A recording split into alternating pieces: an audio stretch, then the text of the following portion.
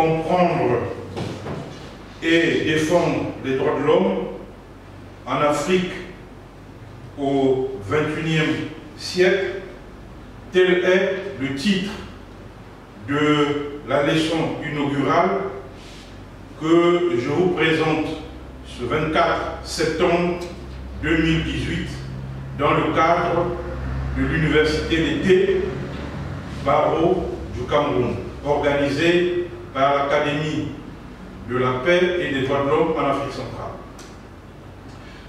Monsieur le recteur, monsieur le doyen, mesdames et messieurs les professeurs dans vos rangs et grades respectifs, chers maîtres, chers étudiants, chers invités, mesdames, messieurs, c'est avec une joie immense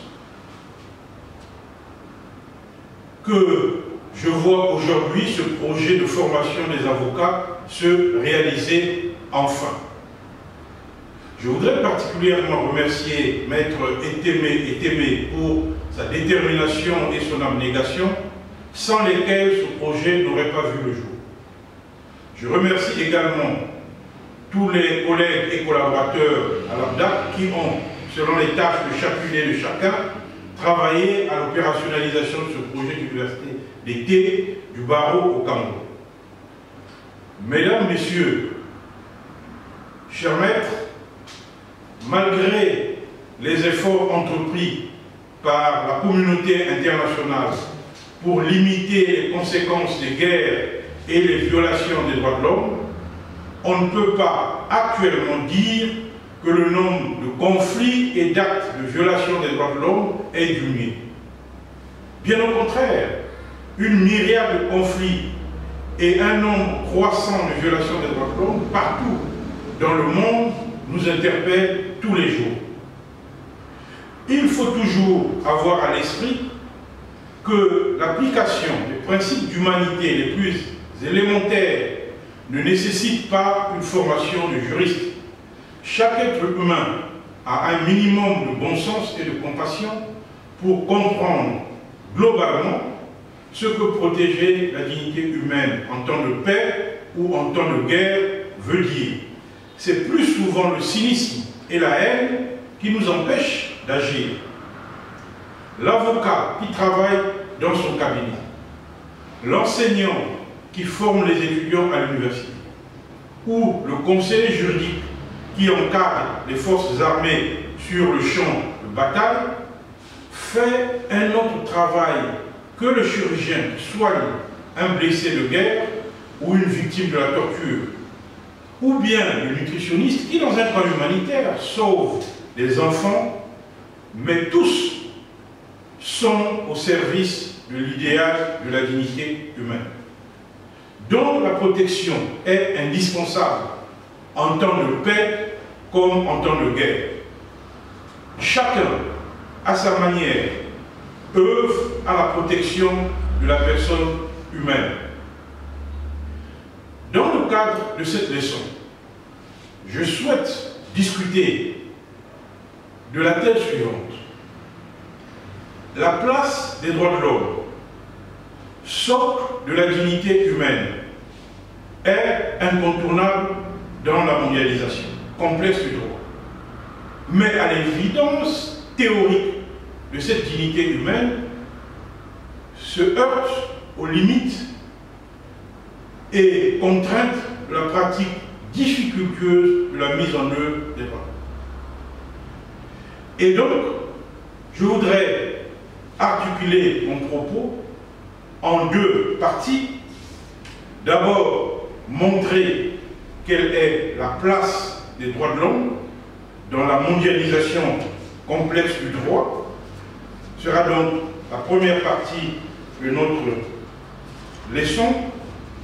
Puis, la deuxième partie s'articulera autour d'une question aussi importante qui découle donc de cette interrogation, à savoir l'évidence théorique de la dignité humaine est confrontée à la pratique diffictueuse de la mise en œuvre des droits de l'homme. Dans cette première partie sur la place des droits de l'homme dans la mondialisation complexe du droit, je voudrais souligner que de nos jours, un défi croissant réside dans la prolifération des branches du droit et l'outrance des spécialisations des savoirs juridiques. La recherche de la justice et la défense des libertés sont abandonnés au profit d'une certaine glose universitaire, d'une juxtaposition et de la transposition des concepts. Mais à quoi reconnaît-on un humaniste dans la personne d'un juriste? Peut-on être juriste sans rechercher et enseigner la justice? Soulignons d'abord que les valeurs de justice et de liberté constituent le fil d'Ariane du travail du juriste. C'est, nous le pensons, aussi et surtout dans les combats pour les droits de l'homme et le droit humanitaire, contre les discriminations et les violences, ou plus modestement, dans telle ou telle action destinée à soulager la souffrance ou la misère d'un être humain ou d'un groupe social, sans défense, exposé à l'arbitraire, proche de nous ou à l'autre bout du monde, que nous affirmons comme juristes. Comme l'a d'ailleurs écrit Édouard Laboulé, il n'y a de bon juriste que celui qui sait remonter jusqu'à l'esprit des lois. C'est donc dans cet esprit que nous enseignons les droits de l'homme ici à la BLAC. Discipline juridique comme les autres branches du droit, nationales et internationales, les droits de l'homme doivent être étudiés avec le souci de rigueur et de logique propre à toute analyse juridique. Il est évident qu'il ne saurait être question dans une telle formation d'embrasser toutes les connaissances qui méritent d'être prises en considération. Les droits de l'homme connaissent à notre époque un développement tel qu'il serait extrêmement difficile d'en faire une étude complète avec toutes les ramifications juridiques qui se déploient sur le plan international et dans les cadres juridiques nationaux. Cette tâche, d'ailleurs, eût-elle été désirable d'un point de vue pédagogique, n'est nullement nécessaire du point de vue pratique. Aujourd'hui, les droits de l'homme ont irradié toutes les branches du droit.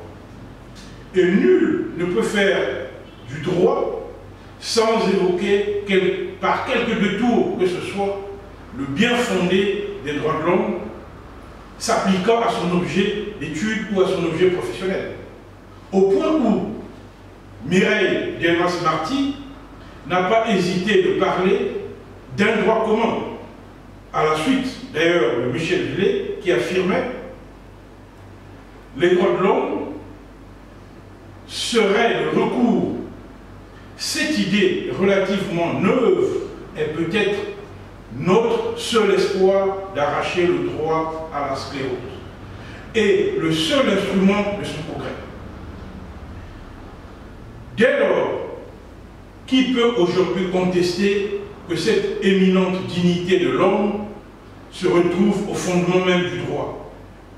Et on peut affirmer qu'il est devenu impossible d'envisager la dignité sans le droit et le droit sans le nécessaire respect de la dignité.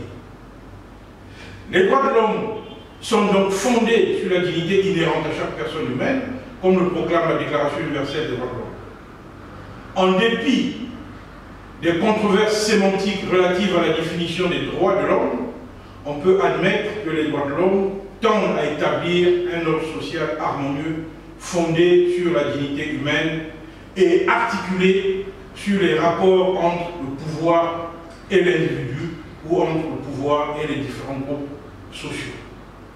Les fins poursuivies et les techniques utilisées peuvent varier selon les systèmes juridiques et parfois même dans le même système.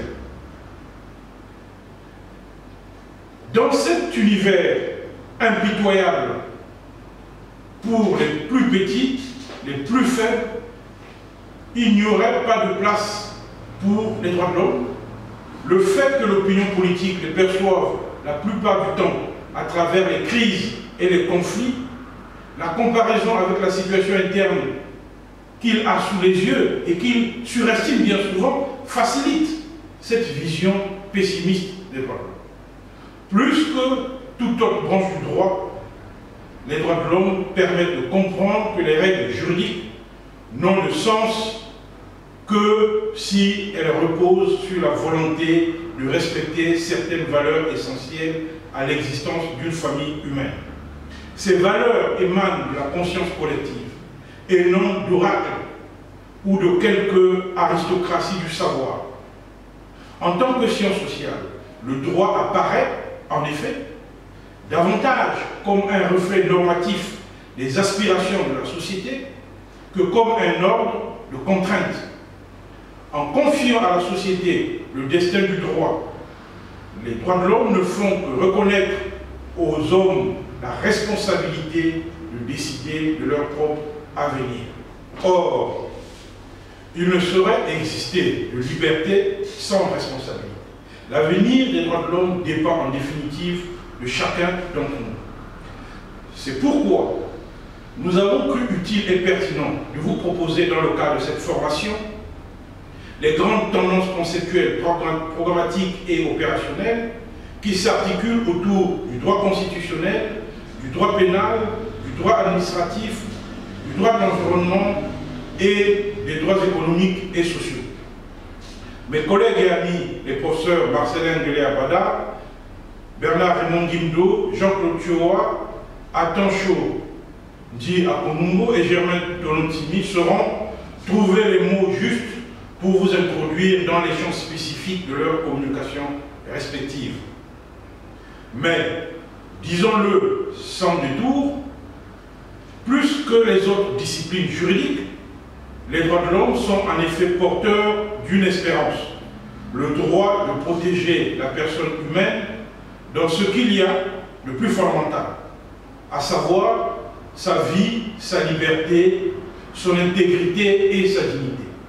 Il n'est donc pas possible de se contenter d'en faire des simples exercices intellectuels, ignorant les réalités dramatiques et ignobles que ces matières traitent. Rester dans l'abstraction des règles, sans voir ce que ces matières impliquent, jongler avec les concepts, sans se préoccuper d'indicibles souffrances qu'endurent des personnes concernées par des situations déshumanisantes que nous étudions. C'est peut-être faire du droit, mais ce n'est pas raisonner en juriste qui doit se préoccuper, plus que tout autre, de la raison et de la morale. C'est pourquoi nous posons d'emblée la question suivante. Le juriste ne se perd-il pas précisément quand il abandonne toute inquiétude par des assurances discursives trompeuses? Quand il met de côté tout doute lancinant, quand il s'endort dans le sommeil de ses certitudes verbeuses en faisant taire en lui l'esprit des lois. C'est pourquoi je pense, et c'est la deuxième idée de cette première partie, que le juriste est inévitablement un défenseur des droits de l'homme. Mesdames, Messieurs, l'ambition fondamentale de cette formation que nous vous proposons est de vous amener non pas à gloser sur les concepts, mais à questionner les pratiques routinières des droits de l'homme, notamment la réalisation des prescriptions internationales dans le contexte africain en général et camerounais en particulier. Dans toutes les cultures, on peut voir éclore à des degrés divers les notions de compassion, de tolérance, d'hospitalité, de réciprocité qui sont les prémices d'une culture des droits de l'homme. Un peu partout dans le monde, les droits de l'homme se trouvent actuellement dans une situation paradoxale. D'une part, sont proclamés un nombre croissant des droits de l'homme qui constitue dans l'histoire du droit l'affirmation la plus achevée de la croyance de l'homme en sa propre dignité. Et d'autre part, ces mêmes droits qui sont régulièrement enfreints par des individus, des entreprises, des groupes sociopolitiques et des gouvernements. D'un côté, la banalité monstrueuse qu'est la guerre est de plus en plus encadrée par les textes juridiques, notamment le droit international humanitaire, et de l'autre, on assiste à un déferlement de la violence contre les populations civiles dans les conflits. Toutefois, il ne faudrait pas en déduire un peu hâtivement que les droits de l'homme n'existent pas ou ont peu d'intérêt. Rameau du droit international, accueilli par tous les droits nationaux, les droits de l'homme ont des objectifs spécifiques, des contenus riches et complexes, car d'une part, leurs règles sont nombreuses et continuent à proliférer, et d'autre part, la pratique est abondante mais diffictueuse. Les différentes catégories de droits vous seront ici descriptées dans une approche juridique, mais avec le souci de ne pas se limiter à la table des lois. L'avocat est pour nous le dernier rempart sur la crête de la défense des droits de l'homme. Car le juge, lui, est certes gardien des libertés, mais son indépendance, parfois tronquée, peut se révéler dangereuse pour l'État. C'est pourquoi je voudrais ici en appeler à votre témérité, à votre sagacité, afin que soit... Je voudrais ici en appeler à votre témérité et à votre sagacité, afin qu'au sortir de cette formation, vous ayez tous une très grande ambition. Je dis bien une très grande ambition. Vérifier au quotidien ce que chaque droit signifie. Comprendre la dynamique réelle de sa transposition sociale. Les modes de réception du droit. Les appropriations et les désappropriations. Les avancées et reculs. Bref, tout ce qui constitue la vie du droit au quotidien. Une telle approche permet de sortir de la broussaille des textes et de soumettre le réel à un regard plus critique au lieu de se camponner à une exégèse illusionniste des droits de l'homme. Il en découle par conséquent une désacralisation des promesses inscrites dans les différentes constitutions et législations africaines, et par là, vous allez également apprendre à relativiser la portée internationale de l'activisme diplomatique des gouvernements. Mais l'essentiel, surtout, est de comprendre qu'il s'agit des réalités dynamiques appelées à évoluer au gré des contraintes et opportunités auxquelles fait face notre continent. À cette fin,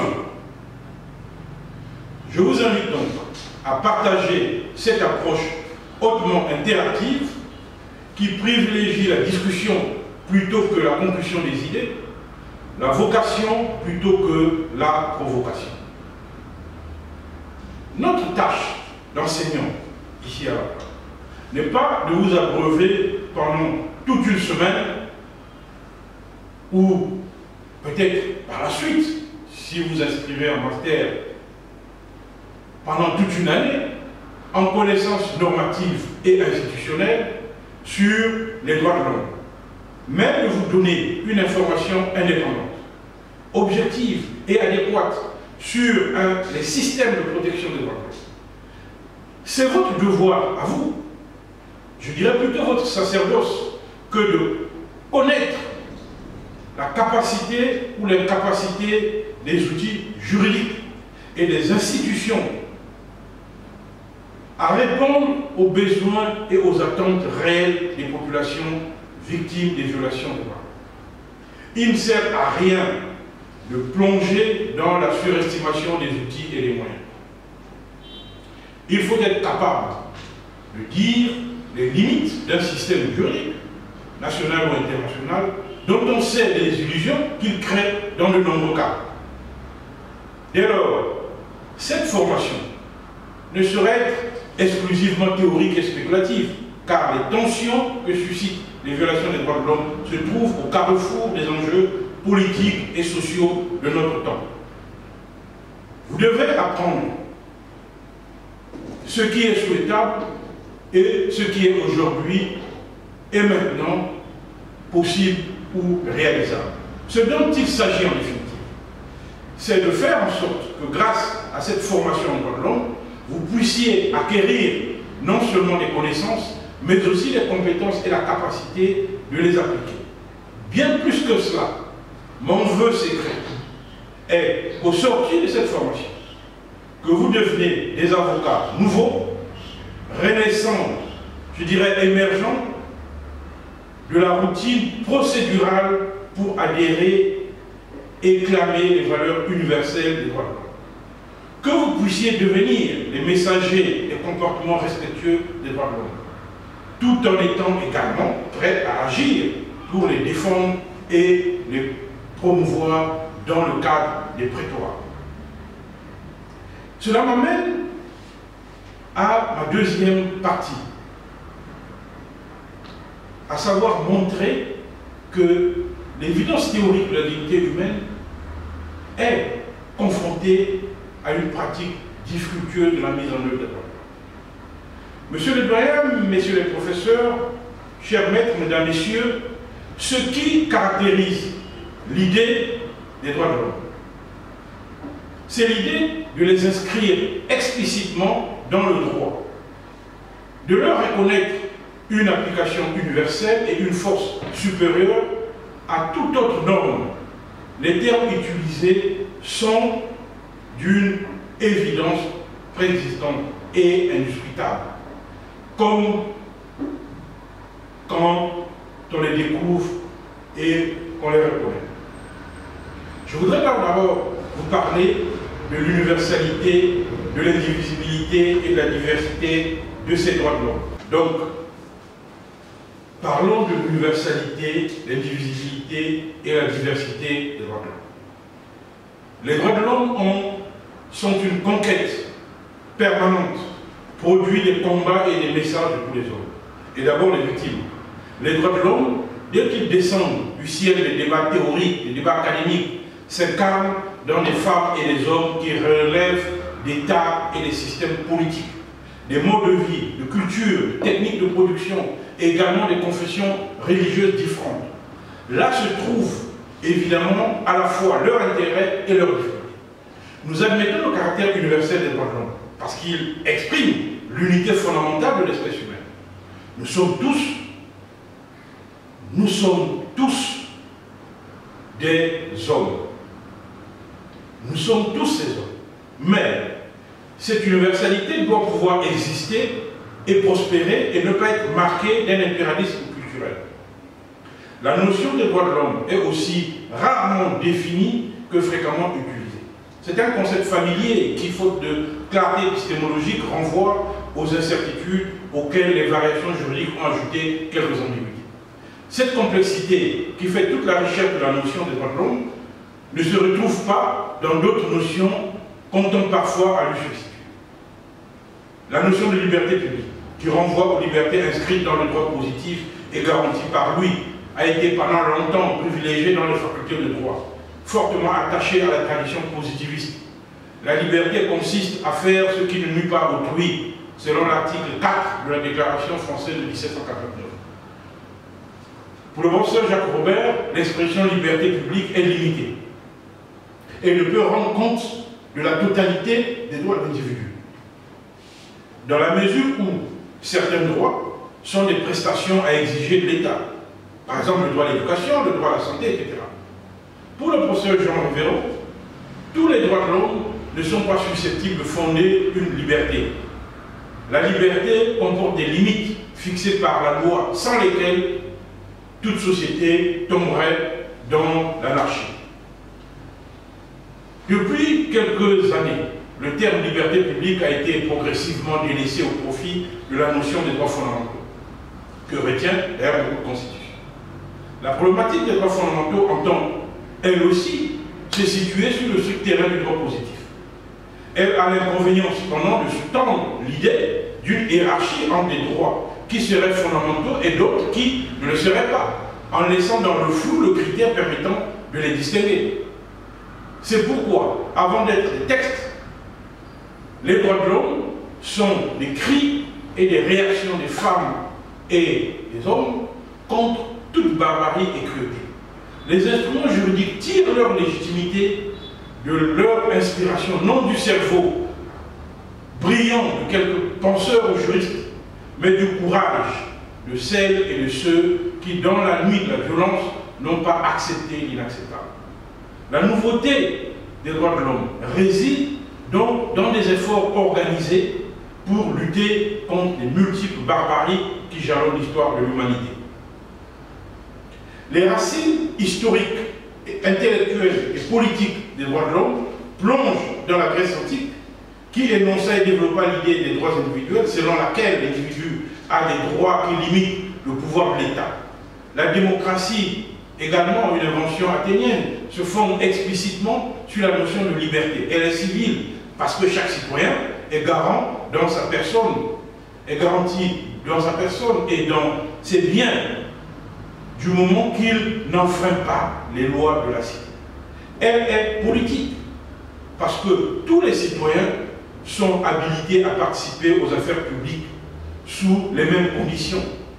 Socrate, d'ailleurs, affirmant jusqu'à la mort la valeur suprême de la liberté que nous appelons aujourd'hui, dans un nouveau langage, pour lui, seule la liberté peut rendre la vie digne d'être vécue. Cette idée sera discutée, contredite parfois, renouvelée et réaffirmée tout au long des 25 derniers siècles qui nous séparent de ces grands philosophes athéniens. Les droits de l'homme ne sont donc pas une catégorie intemporelle. Ils ont émergé à l'issue d'une longue maturation de la pensée politique et philosophique. Cette socialisation progressive a été concomitante de l'installation et de l'affermissement des régimes démocratiques. Extension incomplète, bien sûr, et fragile de surcroît, comme l'ont montré l'expérience des régimes totalitaires, l'horreur des crimes nazis pendant la Seconde Guerre mondiale et, plus proche de nous, le génocide au Rwanda. C'est donc à juste titre que la Déclaration universelle des droits de l'homme du 10 décembre 1948 a marqué à cet égard une nouvelle étape dans l'histoire des droits de l'homme, en leur conférant une valeur et une portée universelle, et en les plaçant sous la protection de la communauté internationale. Cette prise en charge institutionnelle a sans doute contribué à donner des droits de l'homme une vision pacifiée, consensuelle. Pourtant, ils ont retrouvé très vite la dimension contestataire, subversive, qui a toujours été la leur, et qui s'est progressivement estompée, soit parce qu'il paraissait chose acquise, soit parce que la marche vers un avenir radieux semblait devoir emprunter d'autres voies. Ce sont d'abord les dissidents des régimes autoritaires qui ont placé la dénonciation de l'arbitraire sous le signe de la défense des droits de l'homme. Puis à l'intérieur des démocraties également, des mouvements qui contestent l'ordre établi ont placé leur lutte sur le terrain des droits de l'homme, formulant des revendications dont la finalité est l'inscription dans la loi des droits économiques et sociaux.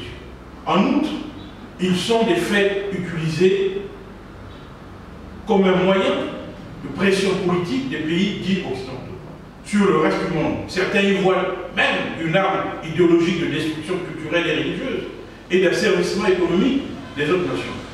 Aussi, le principe d'universalité des droits de l'homme est-il parfois remis en cause, les pays occidentaux étant accusés de vouloir relancer une politique indirectement colonialiste, remodelant le monde à leur image. Cette crise est particulièrement aiguë en ce qui concerne le principe de l'ingérence humanitaire.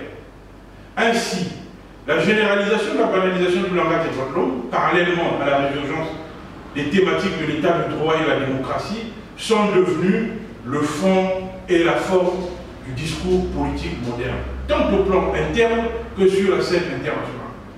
Les droits de l'homme courent cependant ainsi le risque de se transformer au mieux en une cause consensuelle, effaçant les clivages idéologiques et évacuant la dimension politique et idéologique des problèmes sociaux, au pire en une rhétorique vide de contenu véhiculant les utopies. Les droits de l'homme, prenant en compte la diversité des cultures, s'appuient en même temps sur l'universalité. C'est cette dimension universelle des droits de l'homme qui permet à tout homme, à toute femme, en tout lieu, de les invoquer, à tout moment, contre toute menace, y compris celle venant de son état lui-même. Les hommes qui sont atteints dans leurs droits font une demande à la conscience universelle de prendre en compte leurs conditions et de leur venir en aide. Si on dénie aux droits de l'homme leur dimension universelle, au nom de quelle valeur mobiliserait-on la conscience des autres hommes lorsque les droits de l'homme sont violés dans telle ou telle partie du monde ou à l'égard de telle ou telle minorité? On se retrouverait alors dans un monde morcelé, fragmenté, en égoïsmes nationaux ou raciaux ou ethniques, et tout l'effort durement accompli, tout le progrès réalisé, qui se mesure précisément à cette dimension grandissante de l'universalité, serait perdu. C'est l'universalité qui garantit en définitive l'effectivité internationale des droits de l'homme. S'il devait y avoir encore un doute sur cette universalité, il nous suffirait d'ailleurs de prendre conscience de la dimension des nouvelles menaces qui pèsent aujourd'hui sur les droits de l'homme et qui sont à la mesure de l'humanité elle-même. Et pour l'Afrique, ces défis sont nombreux dans ce XXIe siècle. Au-delà des questions des changements climatiques, du développement durable sur lesquels nous n'allons pas nous appesantir, je voudrais revenir sur l'articulation avec la souveraineté nationale. En accédant à l'indépendance, au début des années 1960, de nombreux pays africains découvrent en même temps l'idéologie juridique de la souveraineté de l'État, réaffirmée et consolidée par la Charte des Nations Unies, adoptée en 1947. Constituée sur la base de territoires fragmentés ethniquement, puis rassemblés par la puissance coloniale, l'État africain doit en même temps réaliser son unité politique et promouvoir sa personnalité internationale au sein des Nations Unies. Le principe de non-intervention dans les affaires intérieures de l'État est donc l'un des acquis politiques majeurs de l'indépendance. Il est l'un des moyens de tirer un trait sur le colonialisme et d'assurer l'égalité entre États souverains pour favoriser l'autodétermination des peuples. Pour les États africains, la non-intervention constitutionne leur survie face aux prétentions hégémoniques des anciennes puissances coloniales. Les intérêts postcoloniaux des grandes puissances ne pouvant survivre qu'avec l'instrumentalisation de l'indépendance des États africains, ces derniers ont toujours considéré, à tort ou à raison, la compétence nationale sur les affaires intérieures comme relevant du domaine réservé par le peuple. Se fondant ainsi sur l'article 2, paragraphe 7 de la Charte de l'ONU, qui prévoit la non-intervention dans les affaires intérieures des États, certains gouvernements africains n'hésitent pas à présenter leur violation des droits de l'homme comme des simples affaires intérieures, au mépris de l'article 55 alinéa C de la même Charte de l'ONU, qui préconise le respect universel et effectif des droits de l'homme et des libertés fondamentales pour tous, sans distinction de race, de sexe, de langage ou de religion. Or, l'une des conditions de leur admission à l'ONU au moment de l'indépendance était leur disposition à remplir toutes leurs obligations, conformément à l'article 4, paragraphe 1 de la Charte de l'ONU. La souveraineté de l'État, comprise comme une garantie fondamentale à l'indépendance politique de chaque peuple, ne peut pas être utilisée pour couvrir les violations des droits de l'homme. À l'ombre de la Charte des Nations Unies, de nombreux dictateurs africains continuent de perpétrer des violations graves des droits de l'homme sans être inquiétés. L'Union africaine apparaît ainsi comme un club de chefs d'État, peu soucieux du respect des droits de leur peuple. L'usage de cette souveraineté n'est pas conforme aux objectifs du bien commun de l'État, consacrant plutôt une logique de prédation et de violence au détriment de la paix et du développement. La Charte africaine des droits de l'homme et des peuples et ce protocole a été ratifié par les États africains. Ils se sont engagés au niveau international dans de nombreux instruments relatifs aux droits de l'homme ou à la justice pénale internationale. L'Union africaine, créditée de bonnes intentions, entend promouvoir une communauté africaine fondée sur des valeurs de dignité humaine, de sécurité et de paix, sans pour autant diluer les principes traditionnels de l'égalité souveraine et de la non-ingérence dans les affaires intérieures. Cette préconisation vise à rappeler que les principes de la non-ingérence dans les affaires intérieures, qui a donné lieu à de nombreux abus de la part des gouvernements prédateurs, n'est pas une armure contre l'impunité. La Cour pénale internationale est là pour le rappeler, même si la légitimité de celle-ci est actuellement rudoyée par l'immoralité de nombreux pouvoirs africains comme occidentaux. Le non-respect des principes des droits de l'homme par un État membre de l'Union africaine peut entraîner une réponse appropriée qui peut aller jusqu'à une intervention pour garantir la sécurité humaine des populations et l'ordre légitime au sein de l'État. Il reste cependant à vérifier dans les faits la capacité des pays africains à promouvoir et à défendre la sécurité humaine des populations. On ne peut pas cependant passer sous silence le fait que de nombreux États africains n'ont pas les moyens d'assumer leur propre souveraineté au regard de leurs obligations internationales.